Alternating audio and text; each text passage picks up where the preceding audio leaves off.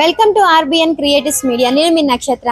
అసలు ఈ రోజుల్లో కార్ల దందా అనేది దౌర్జన్యంగా జరుగుతుంది.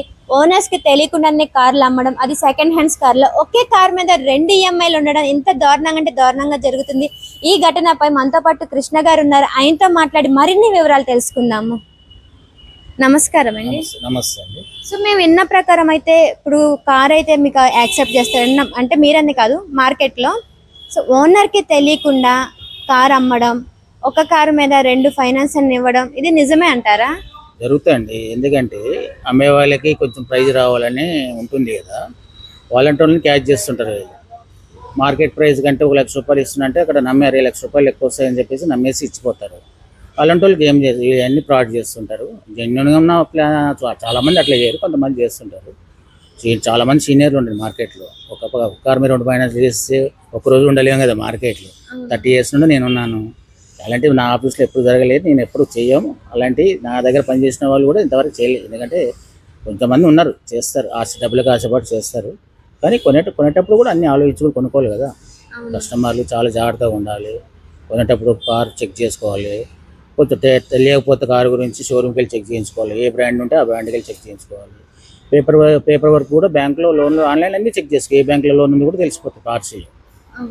అలాంటి చెక్ చేసుకుని జాగ్రత్త పడి తీసుకోవాలి. తొందరపాటు పడి తక్కువకి వస్తున్నాయని కొంతమంది ఏంటంటే తక్కువకి ఇచ్చేస్తారు. అమ్మే వాళ్ళకేమో ఎక్కువ చెప్తారు, కొనే వాళ్ళకి తక్కువ ఇస్తారు. అట్లా ఇద్దరిని మోసం చేస్తూ ఉంటారు. అంటే ఇప్పుడు ఓనర్కి తెలియకుండా, ఓనర్ పక్క లేకుండా అట్లాగా అమ్మేయచ్చు అంటారా కారు? అమ్మేయచ్చు, అట్లేం లేదు. చెప్పాను కదా, ఆశ పెట్టేస్తారు. ఫస్ట్ 30 lakhs కార్ని 32 lakhs ఇస్తే కస్టమర్ నమ్ముతాడు కదా, చాలా మంచి ప్రైస్ ఇష్టం చెప్పేసి. సార్ ఫైనాన్స్ చేయించాలి, ఆర్సీ పంపేయండి, అలా పేమెంట్ తెప్పేయాలి, పేపర్ సేల్ లెటర్స్ తెప్పేయండి, ఇవన్నీ తెప్పించుకుంటారు. తర్వాత రెండు ఫైనాన్స్లు చేసేసి ఏదో అలా మోసాలు వాళ్ళు చేస్తున్నారు. తెలిసింది, ఈ మధ్యలో నాకు తెలిసింది. నా దగ్గర పనిచేసిన వాళ్ళు అయితే ఇంతవరకు అయితే చేయలేదు ఎవరు. కొత్త వాళ్ళు వస్తారు, చాలామంది వస్తారు కదా. నేను ఆఫీస్ పెట్టినప్పుడు హైదరాబాద్లో 10 కూడా లేవు. ఇప్పుడు దగ్గర 1000-2000 ఆఫీసులు అయిపోయినాయి. అది ఒక వెహికల్ మీద 2 ఫైనాన్స్ అనేది ఉండొచ్చు అంటారా? ఉండకూడదు, చాలా 420 కేసు అది. అంటే ఏంటంటే బ్యాంక్ టైం ఏంటంటే లోన్ చేసిన తర్వాత 30 days టైం ఉంటుంది. ఈ 30 daysలో వాళ్ళు గేమ్ ఆడుతున్నారు. 2 బ్యాంకులు ఓన్లీ ఆర్సీ కదా, మనకు ట్రాన్స్ఫర్ అయ్యే వరకు తెలియదు కదా.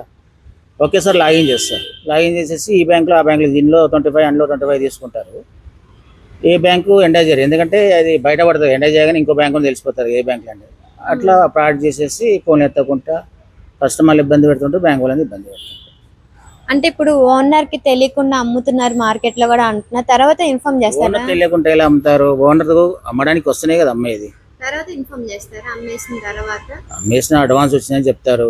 టైం కొంచెం పీరియడ్ తీసుకుంటారు. సరేలే 30 లక్షల కారు 32 లక్షలకి అమ్మాడు కదా, ఏమైంది 2 లక్షలు ఎక్కువ వచ్చిందని చెప్పి టైం ఇస్తారు.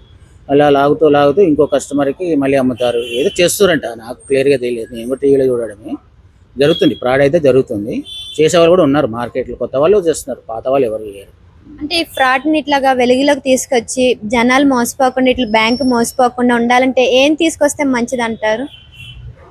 ఫస్ట్ కొనేవాళ్ళు జాగ్రత్త పడాలి. కొనేవాళ్ళు ఏంటంటే 1-2 సార్లు చుట్టూ కొనేవాళ్ళు ఉంటారు కదా, ఇంటి పక్కన ఇంటి కొనేవాళ్ళు ఉంటారు. వాళ్ళ కోసం అడ్వైజ్ తీసుకోవాలి. మీరు కారు కొన్నారు కదా, రీసెంట్గా ఎక్కడ కొన్నారు, వాళ్ళ సర్వీస్ బాగుందా అంటే అట్లాంటి సీనియర్ వాళ్ళు సర్వీస్ బాగున్న దగ్గర కాంటాక్ట్ చేసి కొనుక్కుంటే మంచిది.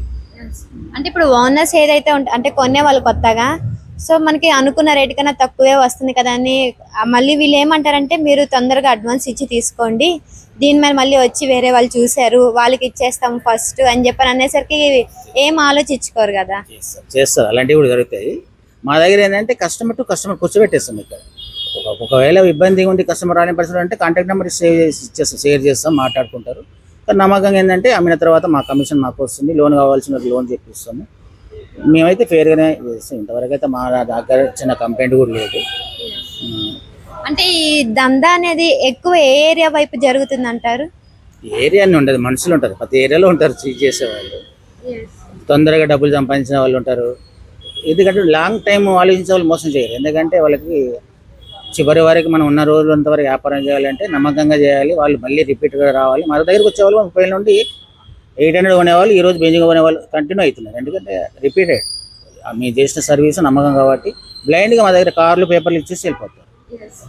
మేము కూడా అకౌంట్ నెంబర్ తీసుకుంటే సేలర్ దగ్గర నుండి బయర్ కాంటాక్ట్ నెంబర్ ఇస్తాం, డైరెక్ట్ పేమెంట్ చేపిస్తాం, లోన్ కావాల్సిన లోన్ చేపిస్తాం, బ్యాంక్ హ్యాండ్ చేసేస్తాం, బ్యాంక్ వాళ్ళకి ఒక కాపీ ఇస్తాం, కొన్నోళ్ళకి ఒక కాపీ ఇస్తాం, అమ్మిన వాళ్ళకి ఒక కాపీ ఇస్తాం. అంత ఫేర్ ఉంటుంది మా దగ్గర.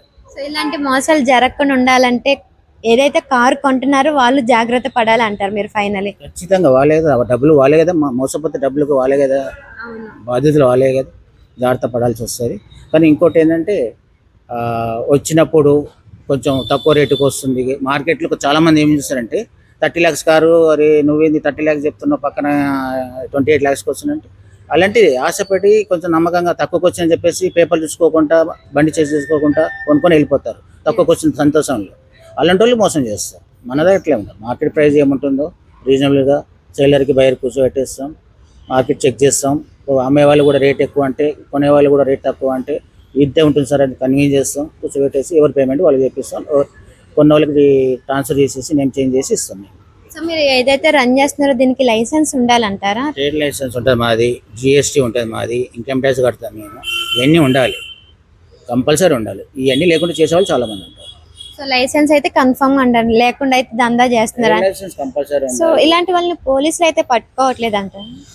పోలీసులు పట్టించుకుంటారంటే కంప్లైంట్ చేస్తే పట్టించుకుంటారు. వాళ్ళు కూడా కంప్లైంట్ చేయకుండా కొంతమంది మోసపోయి కంప్లైంట్ చేస్తే డబ్బులు రావేమో, బండి రాదేమో అని కొద్దిగా వెయిట్ చేసే వాళ్ళు ఉంటారు.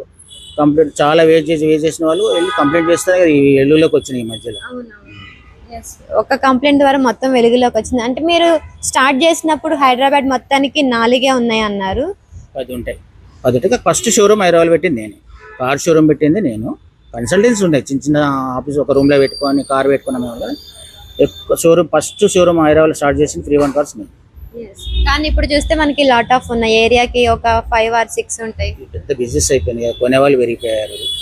ఇంటికంటే ముందు కారు కొనడం ఆలోచిస్తారు. ఫస్ట్ ఇల్లు కొనుక్కొని తర్వాత కారు కొంటే బాగుంటుంది, అది కారే ముఖ్యం అనుకుంటారు, కొంటున్నారు. కారు కొనేవాళ్ళు చాలా ఎక్కువ పెరిగిపోయారు కదా. ఏంటంటే కొత్త కారు కొనుక్కోలేక సెకండ్ హ్యాండ్ లకి ప్రిఫరెన్స్ ఇస్తారు. 30 lakhs కార్ 20 lakhs అంటే 10 lakhs కూడా ఫస్ట్ టైం కొనే వాళ్ళకి 10 lakhs మిగిలినట్టే కదా వాళ్ళకి. 10 lakhs కారు 6 lakhs 5 lakhs అంటే ఆ వేరియేషన్ చాలా బట్టి సెకండ్ హ్యాండ్ కార్లు ఉంటాయి. సెకండ్ హ్యాండ్ కార్లు ఏమో బాగున్నాయి, చాలా బాగుంటాయి. షోరూమ్ మెయింటైన్ చేసిన వెహికల్స్ కొనాలి, సింగిల్ ఓనర్ వెహికల్స్ సెలెక్ట్ చేసుకుంటే ఇంకా మంచిది. చూశారు కదా, ఏదైతే సెకండ్ హ్యాండ్స్ దందాలో జరుగుతుందో మనకి ఇంకా చాలా. ఇప్పుడు వెలుగులోకి వచ్చింది ఒక్క కేసే, కానీ వెలుగులోకి రావాల్సిన ఇంకా చాలా కేసులు ఉన్నాయి. ఏదైతే కొనే వాళ్ళు ఉన్నారో వాళ్ళు ముందు వెనక చూసుకొని ఈ కారు పైన కండిషన్ ఓకేనా, ఫైనాన్స్ ఏమైనా ఉందా అని మెయిన్ మళ్ళీ ఓనర్ నెంబర్ తీసుకొని మాట్లాడడం, కొనుక్కుంటే బెటర్. ఇలాంటి మోసాలు జరగవని చెప్పని కృష్ణ గారు అంటున్నారు. విన్నారు కదా, జాగ్రత్త పడండి కారు కొనేవాళ్ళు.